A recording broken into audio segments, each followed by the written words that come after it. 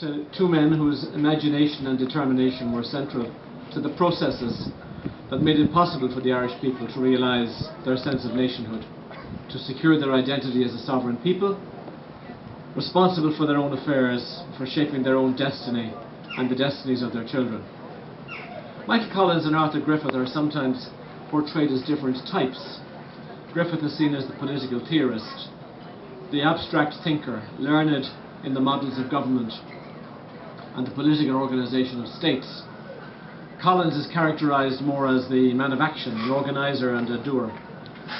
It is true that unlike Griffith, he left no signed body of writing or political theory behind other than a short collection of essays, The Path to Freedom. And it is true, conversely, that Griffith was opposed vigorously to military action.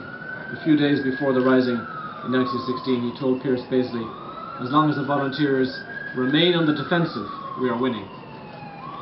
Yet what they had in common was more important than what differentiated them. It was Collins who convened and chaired the committee that yielded the constitution of the Irish Free State, a forward-looking and inclusive instrument that too rarely receives the attention or the endorsement of historians. Collins said he wanted a true democratic constitution, not on the legalities of the past, but on the practicalities of the future. It was to be, quote, short, simple and easy to alter as the final stages of complete freedom were to be achieved, end quote. It would be a constitution, he said, that would guarantee Ireland's equality of status, not only within the British Empire, but amongst all the nations of the world. To understand any man, Napoleon once said, one has to know what was going on when he was 30. Thus, to understand Collins and Griffith, it is important to know what was happening in their worlds as they reached maturity. A new country was already being formed, and that process of formation defined them. A distinctive Irish culture was being consciously developed, distinctive Irish games, music, theatre. The Irish language was in revival. Many of the defining characteristics of modern Ireland were already emerging. The GAA had been formed in 1884. In 1893, Douglas Hyde and others founded the Gaelic League. Under the Local Government Act, local councils were now directly elected for the cities and towns, rather than having their membership imposed by the administration or by local wealthy landowners. But the emergence of a new nationalism in Ireland was not an isolated phenomenon.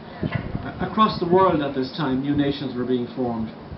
Within living memory, Germany and Italy had been formed out of an amalgam of smaller regional statelets. New independent countries like Argentina, Bolivia, Peru had emerged. Norway had secured independence from Sweden peacefully. Hungary had achieved a compromise with the Austrian Empire. Poland broke free from foreign rule in 1918. It was an era in which flags, anthems, currencies, border controls and other symbols of nationalism became important. As has so often been the case, political and social change was driven, at least in part, by technology. New communication system, from the letter post to the electric telegraph, the emergence of mass circulating newspapers, the ease of travel on the railways, all created a shift in people's thinking from the local and the regional to the national. So people could have a sense of being part of something bigger than the parish of the barony, and that was the nation. The very term nationalism itself was less than 100 years old when Griffith was born. When Wolfe Tone in 1791 advanced the hope that the common name of Irishman might be substituted in the place of the denominations of Protestant, Catholic and Dissenter, he was in fact invoking a concept that was little enough understood by many of his compatriots. The ideal of Ireland as an inclusive entity in which national identity superseded religious denomination and sectarian isolationism had to be taken forward 4 decades after Tone's death by Thomas Davis in his newspaper, The Nation. But by the time we reach the latter decades of the 19th century and the early decades of the 20th century, it becomes apparent that some of that spirit of generosity and inclusiveness which characterised our first flirtations with nationalism had actually been replaced from time to time by a nationalism that was sometimes inward, isolationist, and sometimes almost racist. In this dispensation, to be Irish meant that one could play only Gaelic games. To attend a Protestant funeral was unpatriotic. To be noted attending a game of rugby or cricket was to lose one's nationalist credentials. To admire art forms like ballet or the music of the great European composers was to leave oneself open to the accusation of being somehow disloyal to Irish culture. These were the years of the apogee of the nation state, defined by territory, by language, by culture, by the building up of a strong military establishment. This was the powerful force to which Arthur Griffith and Michael Collins, in their differing ways, committed their extraordinary energies and their talents in the early years of the 20th century. But in those years, I would argue, the broad, inclusive concept of Irishness that had been developed in 1798 by Tone and developed in 1848 by the Young Irelanders and Thomas Davis had actually yielded to a sense of nationalism that tended to be culturally disparaging and racially intolerant. And Griffith and Collins, I think, saw themselves as having to struggle against that definition of nationalism, which had narrowed and regressed since the time of Tone and Davis. I believe both men saw beyond that rather narrowly defined nationalism that was articulated, for example, by Pádraig Pearse when he said he wanted an Ireland that would be not merely free but Gaelic as well, not merely Gaelic but free as well. The nationalism that they espoused was much closer to the inclusive, broad thinking of Tone and Davis. Both men recognised that there were and would continue to be and would have to be accommodated in a new Ireland many persons whose tradition was different from that of the Gaelic and the Catholic. Speaking in the Treaty debate in Dáil Éireann on December the 19th, 1921, Griffith evoked the spirit of Davis, and I just quote him. He said, "The prophet that I followed throughout my life, the man whose words and teachings I tried to translate into practice in politics, the man whom I revered above all patriots was Thomas Davis. In the hard way of fitting practical ideas into idealism, I have made Thomas Davis my guide. I have never departed in my life 1 inch from the principles of Thomas Davis, and in signing this treaty and in bringing it here and asking Ireland to ratify it, I am following Thomas Davis still." And this is reflected very clearly in the Constitution of 1922, with its provisions for a Senate that would allow representation of those who wish to give their loyalty to the Irish state, but who are not Gaelic. It was reflected in the introduction of a system of proportional representation, promulgated particularly, with particular vigour, by Griffith, to ensure the representation of minority groups. The Constitution of 1922 could scarcely be described as liberal, but it was not narrowly framed in a way that disrespected the rights of religious minorities. The years that followed the establishment of the state were to witness a significant shift towards political and social orthodoxies that aimed at restricting freedom of thought and opinion.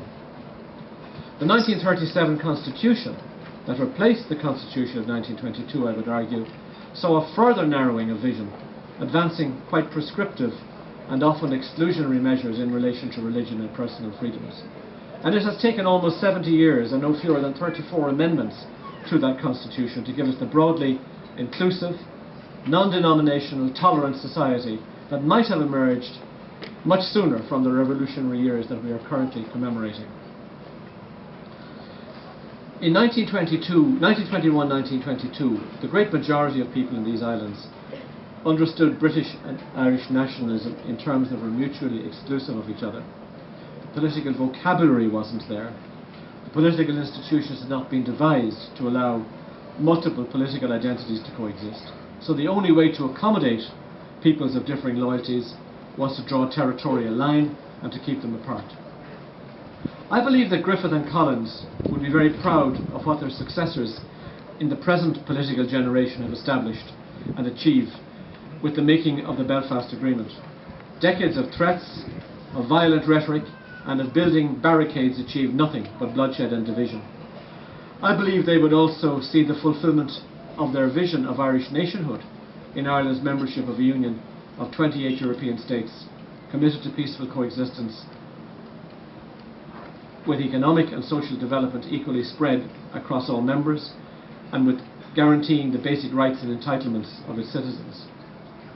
There is currently a narrative in some quarters in public life that urges us to reject the values upon which the European project is founded, to view it somehow as a threat to our national identity, to revert to a brand of nationalism that is inward-looking and in contrast to the broader vision that Collins and Griffith espoused, though they could scarcely have imagined the construct of the EU as we know it today.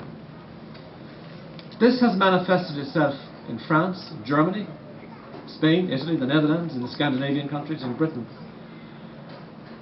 And it has created, albeit on a relatively small scale still, an alliance, a common cause between extremists of the right and the left. And it has manifested itself here in Ireland through the depiction of the EU as a source of our troubles, rather than a support and an ally, as a repressive influence, rather than the liberalising force that it has been since our accession more than 40 years ago. I would argue that we owe it to the memories of Michael Collins and Arthur Griffith to resist this tendency, and instead to complete the building of an independent Europe, an independent Ireland, within a Europe that is prosperous, fair and caring for all of our peoples. We do not lose our nationality in deepening the union with our European neighbours, rather do we assert it to the fullness of its potential. To paraphrase Michael Collins, our membership of Europe guarantees Ireland's, quote, equality of status with other nations of the world. And it rests upon the foundations that he and Arthur Griffith and the other visionaries of their generation have bestowed upon us. Thank you.